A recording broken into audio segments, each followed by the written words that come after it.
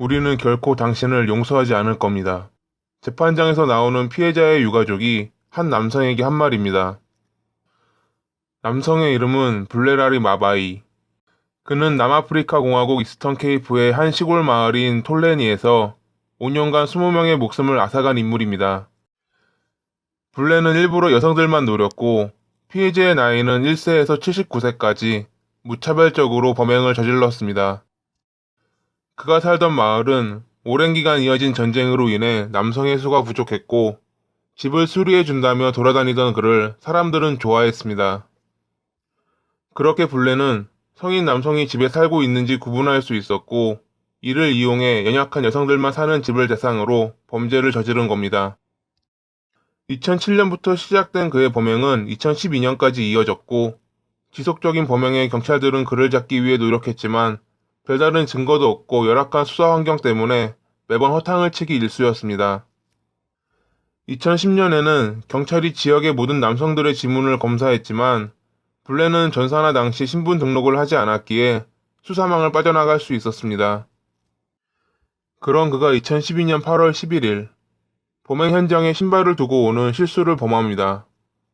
이게 과연 실수였는지 아니면 모종의 의식이었는지는 알지 못했지만 중요한 건 이로 인해 그의 꼬리가 잡힌 겁니다.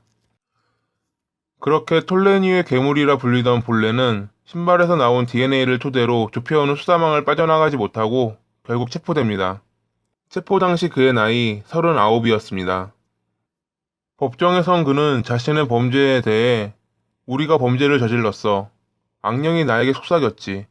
악령과 나는, 즉 우리는 범죄를 부인하지 않아 라고 말했습니다. 그는 모든 범행이 악령의 지시로 일어난 것이긴 하지만 죄를 인정하며 악령의 속삭임에 굴복해 저지른 자신의 탓이라 밝혔습니다.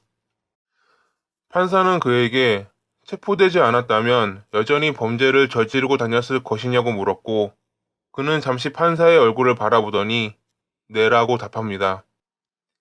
블레의 변호사는 그가 유죄를 인정했고 양심의 가책을 보여준다며 공익이란 반드시 중형에 처해야 하는 것은 아니다.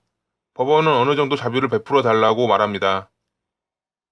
하지만 재판부는 고인들은 모두 밤에 집에서 공격을 당했고 이는 그가 사전에 계획 범죄를 저지른 것이라며 그의 죄는 용서받지 못한다고 판단했습니다. 당시 보도에는 그가 23명의 목숨을 앗아간 범인이라고 밝혔지만 조사 결과 그의 범행은 20건으로 밝혀졌고 결국 가석방 없는 45년의 징역을 선고받습니다.